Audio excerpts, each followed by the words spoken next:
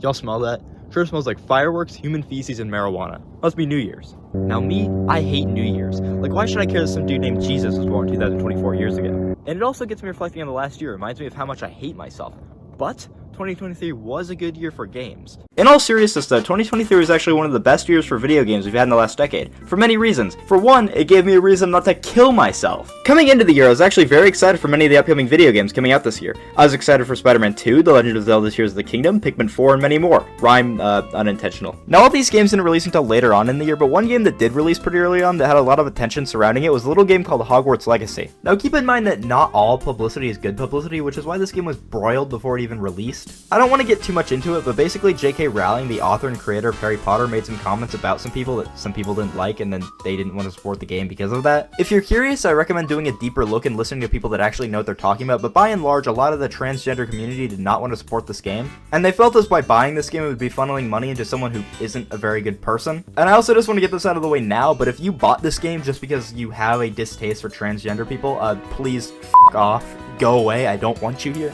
Now, as a game, Hogwarts Legacy is actually pretty good. I assume many people didn't buy the game because of all the bad press and review bombing that happened to the game originally, but this game is actually pretty fun. Using magic around Hogwarts is actually a really fun gameplay mechanic, and I really enjoyed the combat. However, a lot of this game also wasn't really my thing, and I think it kind of dragged on at many points. And I'm also not a huge fan of the Harry Potter franchise, so I didn't have that emotional connection tied to the game like many other people did. But in all honesty, while I recognize the quality of Hogwarts Legacy, and I think many of the things like the combat and gameplay variety were very fun, it just wasn't really my thing. I'm sure for many people this game was what they've been asking for their entire lives, but I just like Donkey Kong, so leave me alone. It also took me a while to actually get the game, because every single time I went to my mailbox to go get it, it would be conveniently replaced with a miniature bomb.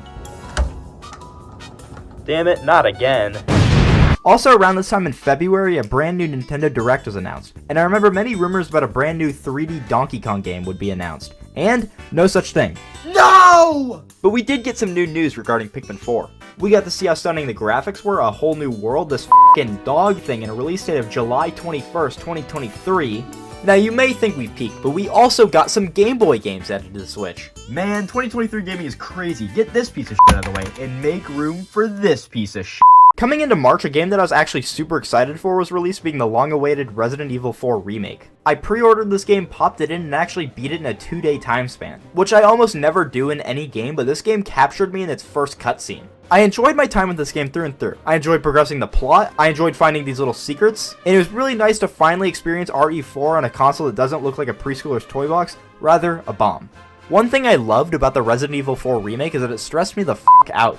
The game purposely gives you as little ammo as possible, so you either have to play the game extremely safe and try and get as many headshots as you can so you don't waste ammo, or pull off as many melee attacks as you can, leaving yourself open to be attacked by enemies. Although I felt like sometimes it could get extremely annoying, like I'd f*** up once and realize I only had 5 pieces of ammo on me and I'd rather use them on myself than the zombies. I'm sure that it was also like that in the original, but I wouldn't know because I'm not sitting through an entire M-rated game on this thing. And I could also see why some people might enjoy the game more for its lack of ammo, but, you know, just a little more would be appreciated. But you guys know my bread and butter is games made for toddlers, which is why the next game I was excited for coming out this year was The Legend of Zelda Tears of the Kingdom, coming out May 2023. The Legend of Zelda Tears of the Kingdom is a sequel to the immensely popular Breath of the Wild. The Legend of Zelda Breath of the Wild took the exploration aspect Zelda games were known for and fully embraced it. You have a full open world where you can pretty much explore and interact with everything inside of it. See that mountain? Yeah, you can climb it. See that defenseless animal? Yeah, you can kill it for no apparent reason. This game is truly amazing. So what do you do with a sequel to this game? Give us a whole new world with new places and areas to explore? With new discoveries, new items, new weapons, creatures, and NPCs to talk to? Nope!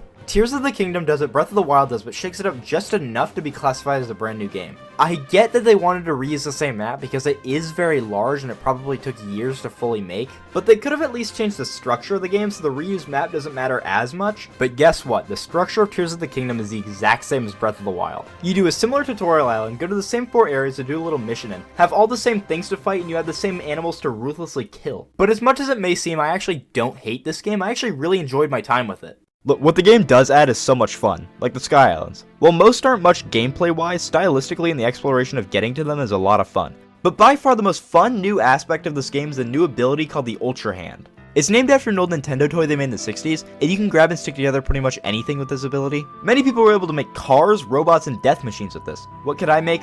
I made a little rocket. I never claimed to be smart. I will take any chance I have to bitch about Tears of the Kingdom, like its stupid price tag for reusing so much content, lack of originality, but this is an amazing game in many regards. Anyway, what other big releases came out around this time? Redfall, Dead Island 2, and Jedi Survivor were all pretty cool, but did I play them? Hell no. But I did play a shit ton of Crash Team Rumble. However, in June, Final Fantasy XVI did release, and what did the guy who's never played a Final Fantasy game think of it? I didn't play it. But finally, on June 21st, my game was released. Pikmin 4. And oh my god, this game was truly my game. It was so pretty, happy, fun, everything I am not. I popped this game in right at midnight and pretty much dedicated the next couple weeks of my life to fully living this game. The game is far from perfect or game of the year, but rarely do I find a game that makes me feel the way Pikmin 4 does, which is why I appreciated the game so much. But also around this time we got a Nintendo Direct which had a ton of shit I didn't care about, but then they announced the first 2D Mario game in 11 years, because the success of the Super Mario Bros. Movie wasn't enough for Nintendo. And then in the next month, August, by far the biggest game of the year was released. Baldur's Gate 3. I recently picked this game up and have been slowly playing through it. However, I want to dedicate a long period of time to this game because of how much there is to do in the game. On average, just to play the main story, it takes 75 to 100 hours, and that doesn't include the side things or the 17,000 possible endings. 17,000 possible endings. Think about that. That's like more than Super Mario Bros. Even though there isn't a huge difference in many of the endings, the fact that pretty much each player is going to have a somewhat personal ending is beyond amazing. And you can get sucked into this game. Dedicate years of your life where this is your only form of entertainment. It is probably humanly impossible to discover everything inside of this game in a human lifetime. Not unless I take a shit ton of drugs, which I just so happen to do.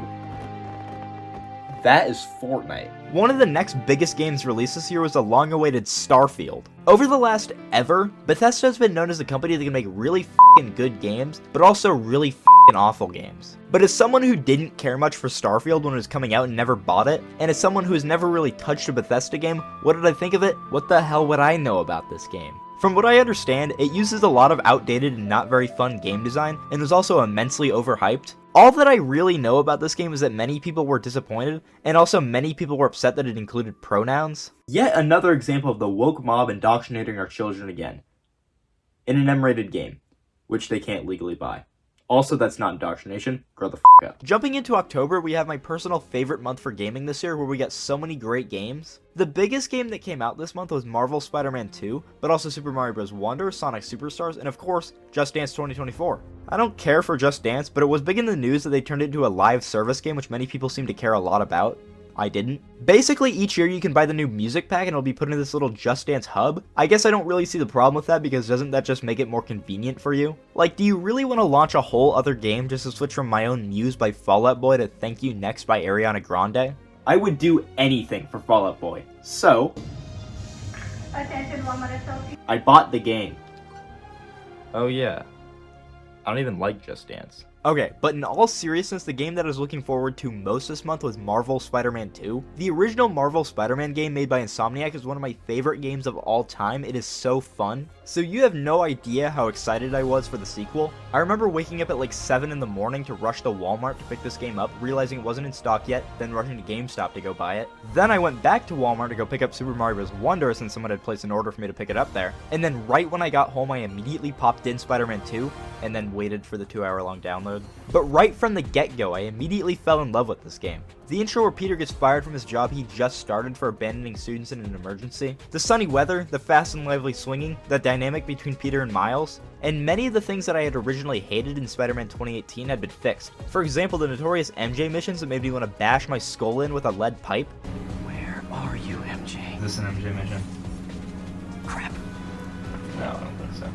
Nope, it's an MJ mission. It was a fun stream, guys, but God, I am not doing MJ mission right now. Good night. Now, MJ missions are actually really fun, being like a third-person shooter, not a Fortnite reference. Even after getting 100% in this game, every once in a while I still pop in this game and mess around in New York with some music on. This was by far my most anticipated game of the year, and while in many aspects I was slightly disappointed, that's just a natural consequence of being obnoxiously excited for a game. Also on the same day as Spider-Man 2, Super Mario Bros. Wonder was released, and also just before that, Sonic Superstars was released. Needless to say, I had a busy October. I did a deep cover comparing both Mario Wonder and Sonic Superstars, however these are both amazing and fun platformers. Mario Wonder is such a warm and happy world, and Sonic Superstars has some of the best designed Sonic levels ever made.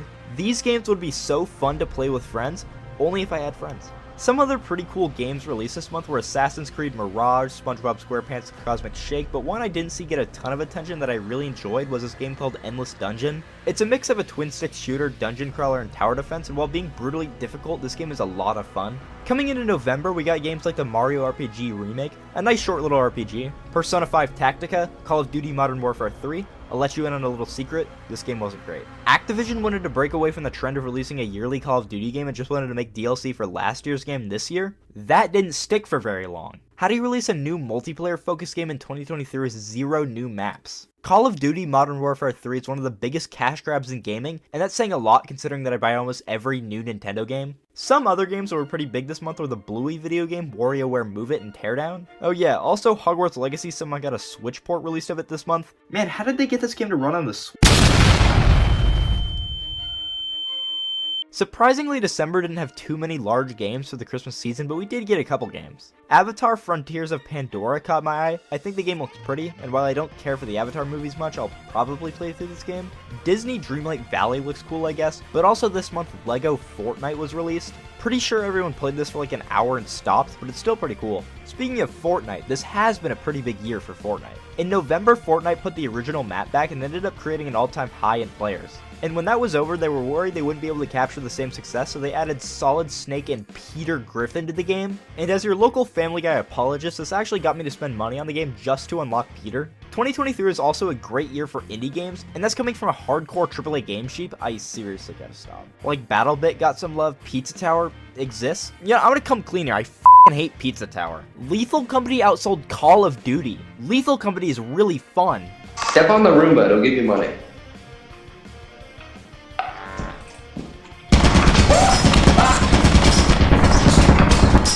And even video game movies did well this year. The Last of Us got a show, the Five Nights at Freddy's movie released after years of anticipation, the Super Mario Bros. Movie is the second most successful movie of the year. All of this is just some of what 2023 had to offer. So many great games released this year, and it lit up such a bright path for video games in the future. I mean, just look at Skull Island Rise of Kong, bad example, but you see this was such a good year for video games. We also got things like the Grand Theft Auto 6 trailer put out this year, which could possibly be one of the most advanced games ever, if not the most advanced.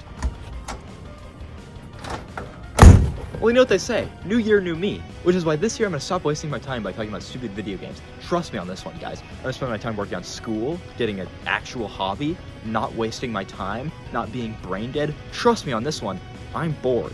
Maybe next year.